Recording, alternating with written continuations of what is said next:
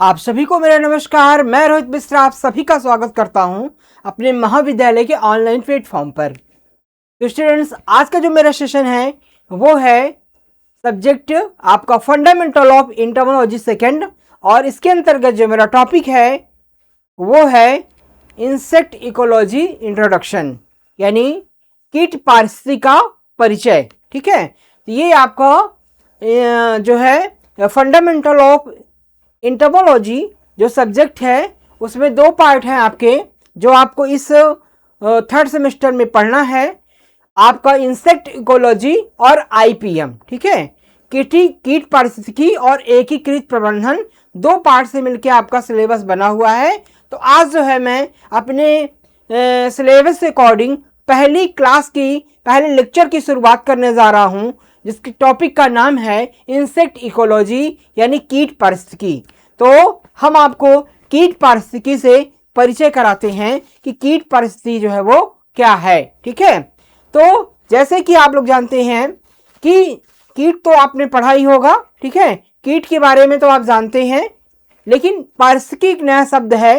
पारिस्थितिकी का मतलब कि जिस भी वातावरण में कोई जीव जंतु रहता है, ठीक है, किसी भी जीव के आसपास का जो फिजिकल इन्वायरमेंट होता है, ठीक है, जिसके आसपास का जो वातावरण पर्यावरण होता है, उसी को क्या कहते हैं, उसकी पारिस्थितिकी। ठीक है, उसका इकोलॉजी। ठीक है, इकोलॉजी से ही वो इकोलॉजी के अंतर्गत ही कोई जीव जो है वो वृद्धि एवं विकास एवं प्रजनन की क्रिया जो है वो करता है। ठीक है, और उत्पादन करता है। ठीक है, तो इस प्रकार से जो है कीटों के साथ, ठीक है, कीटों का उनके वातावरण के साथ क्या संबंध होता है, इसको हम अंदर करते हैं इंसेक्ट इकोलॉजी के अंतर्गत। ठीक है, तो आइए थोड़ा डिटेल में हम आपको डिफाइन करते हैं कि क्या होता है इंसेक्ट इकोलॉजी।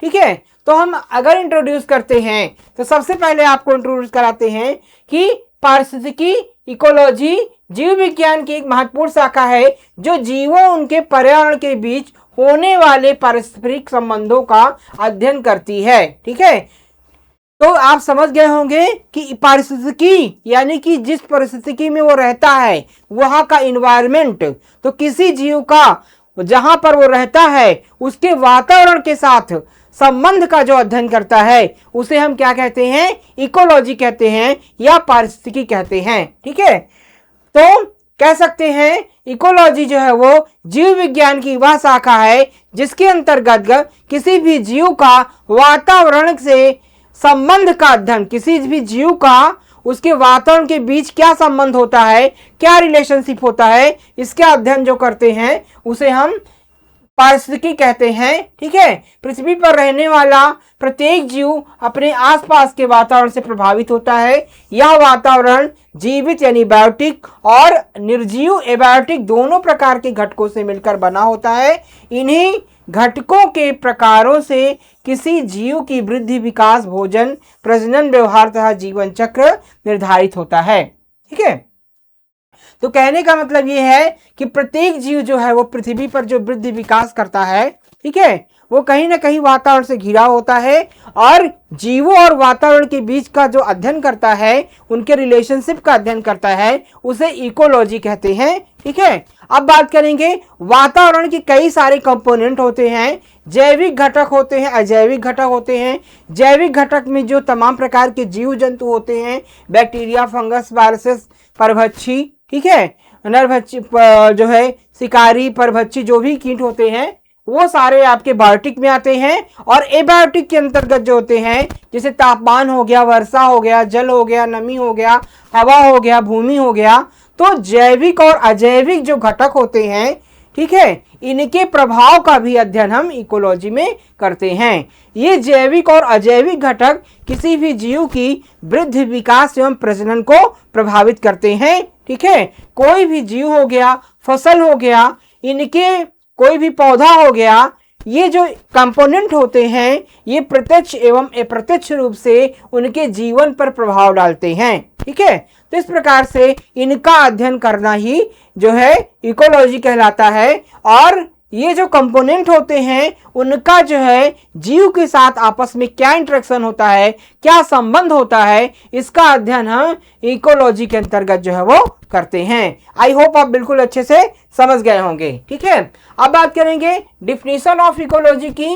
ठीक है, डिफिनीशन की अगर बात करें तो इकोलॉजी जो शब्द है वो किससे लिया गया है, ग्रीक भाषा के दो शब्दों से मिलकर बना है। ठीक है, इकोलॉजी जो है वो शब्द ग्रीक भाषा के दो शब्दों से मिलकर बना है। जैसे कि पहला क्या है, ऑइकोस, इसको घर या निवास स्थान कहते हैं। ठीक है, पहला है ऑइकोस, ये क्या है, एक ग्रीक शब्द है जिसका अर्थ होता है घर या निवास स्थान। ठीक है, दूसरा क्या है, लॉगस, लॉगस का मतलब होता है अध्ययन करना। ठीक है, अध्ययन करना, तो घर या निवास का अध्ययन, किसी भी जीव का जो आवास है, निवास है, घर है, ठीक है, उसका अध्ययन करना। यहाँ पर जीव का आवास निवास है मतलब क्या है, जीव के वातावरण। ठीक है, जहाँ पर जीव रहता है वहाँ का वातावरण है, जो जैसे हम लोग क्या है, हम लोग का जो आवास है वो तो घर हम फिजिकली रूप से बना लिए हैं, लेकिन जो प्राकृतिक आवास है जैसे कि पेड़ पौधे, ठीक है, ये जो तमाम प्रकार की वनस्पतियाँ, पेय, जल, इससे क्या है, हम घिरे हुए हैं, आसमान, तो ये जो वातावरण के तमाम प्रकार के कंपोनेंट हैं, जैविक एवं अजैविक कंपोनेंट्स हैं, उसका जो अध्ययन करता है उसे इकोलॉजी कहते हैं। ठीक है, तो इकोलॉजी का अर्थ है जीवों के निवास स्थान एवं उनके पर्यावरण का अध्ययन। जो है जर्मन वैज्ञानिक अर्नस्ट हेकल ने 1866 में इकोलॉजी शब्द दिया था। ठीक है, तो सबसे पहले जो इकोलॉजी शब्द किसने दिया था, अर्नस्ट हेकल जो थे, वो जो है 1866 ईस्वी में इकोलॉजी वर्ड जो है वो दिया था। इसका अर्थ होता है पारिस्थितिकी वह विज्ञान है जिसमें जीवों तथा उनके पर्यावरण के बीच होने वाले पारस्परिक संबंधों का अध्ययन किया जाता है। ठीक है, पारिस्थितिकी या इकोलॉजी वह विज्ञान होता है, ठीक है, जिसमें हम क्या करते हैं, जीवों का वातावरण के साथ क्या संबंध होता है इसका अध्ययन जो है वो किया जाता है। मतलब किसी भी जीव का उसके पर्यावरण के साथ, ठीक है, उसके पर्यावरण के साथ क्या संबंध है, उसके पारस्परिक जो इंटरेक्शन होता है, किसी भी जीव का उसके पर्यावरण के साथ जो आपस में इंटरेक्शन होता है, ठीक है, पारस्परिक संबंध होता है, क्रियाएं होती हैं, उनका अध्ययन जो करता है उसे हम इकोलॉजी कहते हैं। इकोलॉजी दो ग्रीक शब्दों से मिलकर बना है, ऑइकोस और लागस। ऑइकोस का मतलब होता है घर या निवास होता है और लागस का मतलब होता है अध्ययन करना। ठीक है, इसे किसने दिया था, अर्नेस्ट हेकल ने दिया था। कब दिया था, 1866 में दिया था। ठीक है, तो ये पॉइंट हमें इंपॉर्टेंट है, ये हमें अच्छे से याद रखना है। आई होप बिल्कुल अच्छे से समझ गए होंगे। ठीक है, अब बात करेंगे छात्रों इंसेक्ट इकोलॉजी की बात करेंगे। अभी तो आपने पढ़ लिया था कि इकोलॉजी क्या होता है, ठीक है, पारिस्थितिकी क्या होती है। अब हम जो है किसको डिफाइन करेंगे, कीट पारिस्थितिकी क्या होती है, इंसेक्ट इकोलॉजी क्या होता है। ठीक है, तो कीट पारिस्थितिकी कीट विज्ञान यानी इंटमोलॉजी की वह शाखा है जिसमें कीटों तथा उनके पर्यावरण के बीच होने वाले संबंधों का अध्ययन किया जाता है। ठीक है, तो कीट पारिस्थितिकी कीट विज्ञान यानी इंटमोलॉजी की वह शाखा है जिसमें कीटों तथा उनके पर्यावरण के बीच, ठीक है, कीटों और उनके पर्यावरण के बीच जो है होने वाले संबंधों का अध्ययन किया जाता है। ठीक है, तो इस प्रकार से जो है वो कीटों का जो इंसेक्ट हैं, ठीक है, इंसेक्ट का वातावरण के साथ क्या संबंध होता है, क्या आपस पारिस्थितिक क्रियाएं होती हैं, उनका अध्ययन जो है वो किया जाता है। किसके अंदर किया जाता है, इंसेक्ट इकोलॉजी के अंतर्गत किया जाता है। तो इस प्रकार से हम इसको फिर से डिफाइन कर सकते हैं कि कीट पारिस्थितिक विज्ञान या इंसेक्ट इकोलॉजी कीट विज्ञान की वह शाखा है जिसके अंतर्गत जो है कीटों का उनके वातावरण के साथ पारस्परिक संबंध का अध्ययन किया जाता है, उसे इंसेक्ट इकोलॉजी कहते हैं। ठीक है, क्योंकि कीट जो है वो इसी वातावरण में रहता है और इसी वातावरण में वृद्धि, विकास एवं प्रजनन करते हैं। ठीक है, तो इसका जो है वातावरण पे क्या प्रभाव पड़ता है, कीटों के जीवन पर, उनके हैबिटेट पर, तो इसका अध्ययन जो है वो इंसेक्ट इकोलॉजी के अंतर्गत किया जाता है। ठीक है, क्योंकि इंसेक्ट के अंदर भी इंसेक्ट कीटों में जो है वो कीटों में भी तमाम प्रकार के जो जैविक और अजैविक कंपोनेंट होते हैं एनवायरनमेंट के, उनका भी प्रभाव पड़ता है। ठीक है, कीटों के जीवन में तमाम प्रकार के जैविक कारक हैं, अजैविक कारक हैं, उनका भी प्रभाव पड़ता है। ठीक है, जैविक कारक के अंतर्गत क्या होते हैं, तमाम प्रकार के जो है प्रेडिएटर्स होते हैं, पैरासाइट्स होते हैं, अन्य जो है जीव होते हैं, उनका कीटों पर क्या प्रभाव पड़ता है। और एबायोटिक फैक्टर के अंतर्गत जैसे कि एनवायरमेंट जो है फिजिकल फैक्टर हो गए, जैसे कि तापमान, ठीक है, टेम्परेचर हो गया, और तापमान हो गया, वर्षा हो गया, प्रकाश हो गया, हवा हो गया, नमी हो गया, जल हो गया, भूमि हो गया, ये सारे एबायोटिक जो फैक्टर होते हैं, अजैविक कारक होते हैं, ये भी कीटों की वृद्धि एवं विकास एवं प्रजनन पर प्रभाव डालते हैं।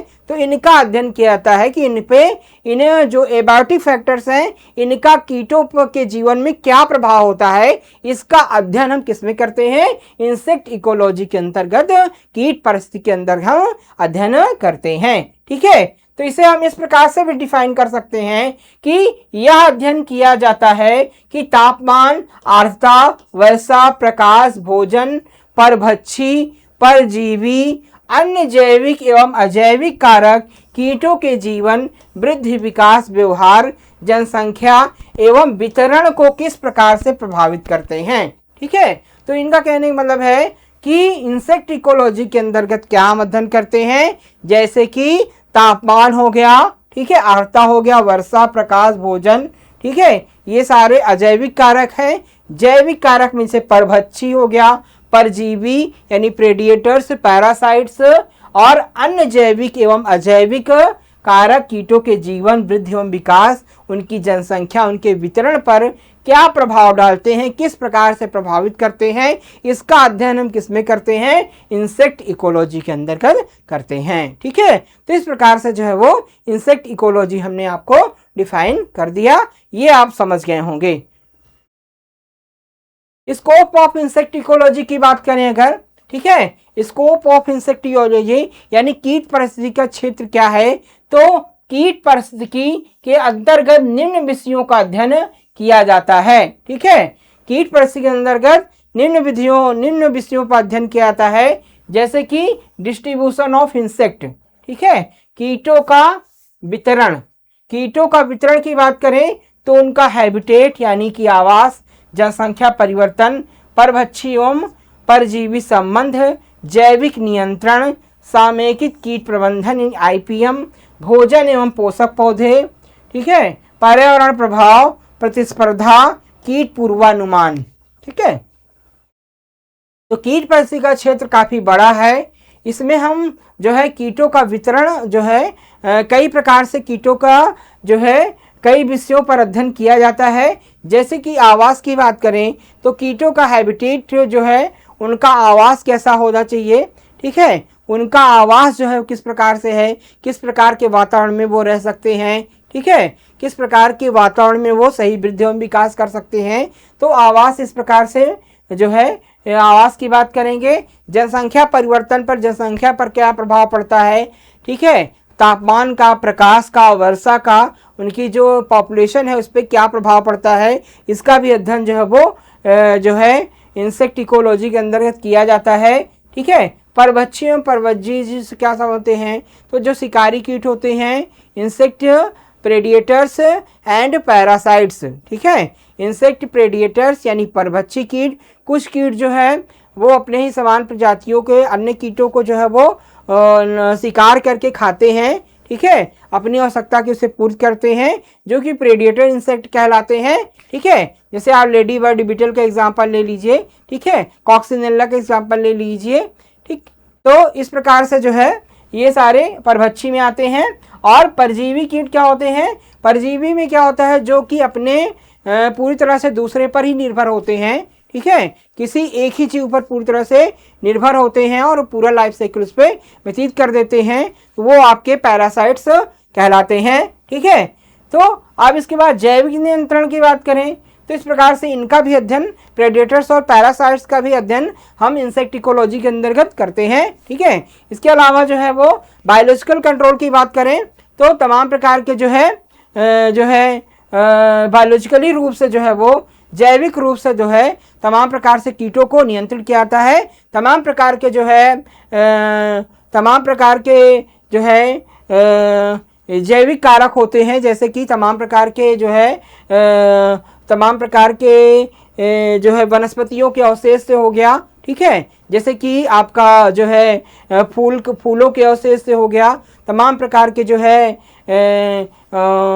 आपके औषधियों से जो है कीटों को नियंत्रित किया जा सकता है, जैसे कि आपका नीम ऑयल हो गया। ठीक है, जैसे नीम ऑयल के माध्यम से कंट्रोल करना। ठीक है, और आपका जो है तमाम प्रकार के से जैसे नीम ऑयल हो गया, धतूरा हो गया और तमाम चीज़ के रस जो है वो कीटों को कंट्रोल करना। ठीक है, तो ये सारे आपके जैसे आपका जो है बिवेरिया बैसियाना के द्वारा जो है कंट्रोल करना या फिर बीटी के द्वारा कंट्रोल करना, तो ये सारे आपके बायोलॉजिकल कंट्रोल के अंतर्गत आते हैं। बायोलॉजिकल कंट्रोल आपके जो है इको फ्रेंडली मेथड होता है। ठीक है, जिसका पर्यावरण और वातावरण पे कोई विशेष प्रभाव नहीं पड़ता है। तो इस प्रकार से जो है वो आपके जैविक नियंत्रण के अंतर्गत होता है।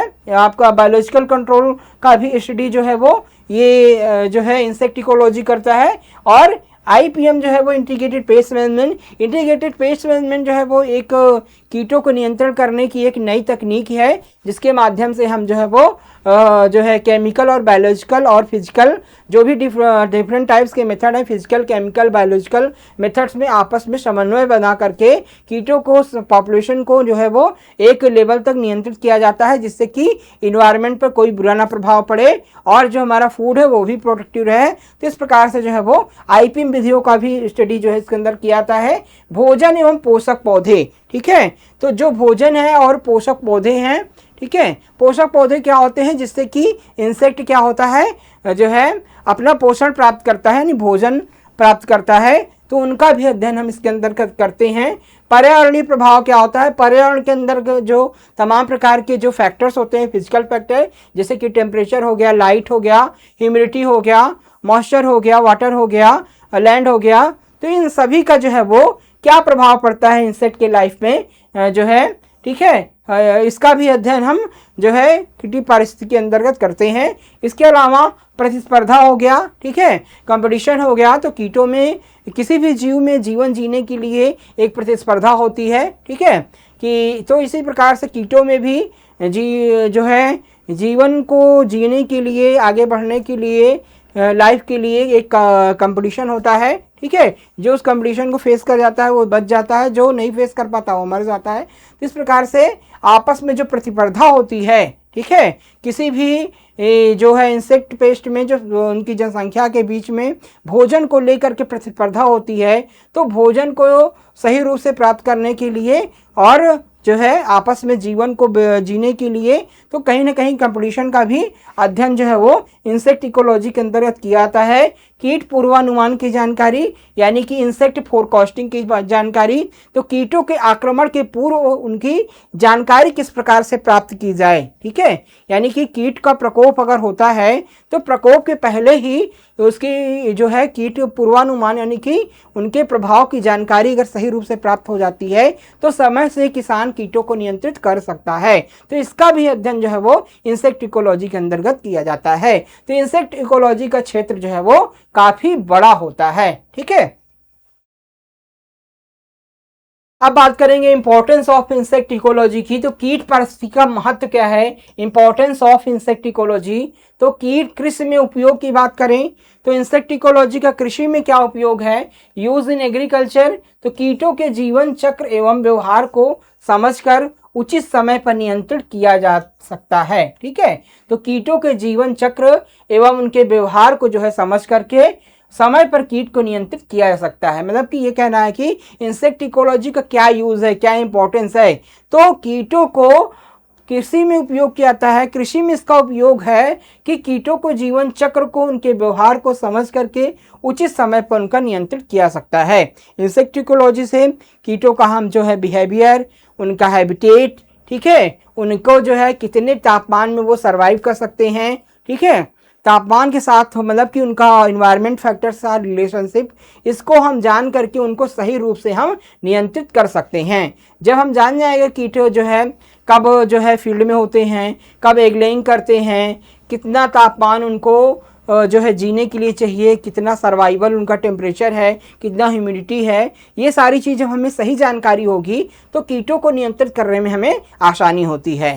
तो कहीं ना कहीं कीट परिस्थिति के माध्यम से कीटों की संख्या को नियंत्रित करने में हमें आसानी होती है। कृषि में इनका काफ़ी महत्वपूर्ण योगदान है। जैविक नियंत्रण में यानी बायोलॉजिकल कंट्रोल में तो प्राकृतिक शत्रुओं यानी प्रेडिएटर्स एवं पैरासाइट्स का उपयोग करके हानिकारक कीटों की संख्या कम की जा सकती है। ठीक है, तो कुछ प्रेडिएटर्स इंसेक्ट होते हैं यानी शिकारी कीट होते हैं जो अपने ही समान जो है वो अन्य कीटियों की प्रजातियों को भोजन के रूप में भक्षण करते हैं, यानी शिकार करके चुन चुन के जो है वो खा लेते हैं।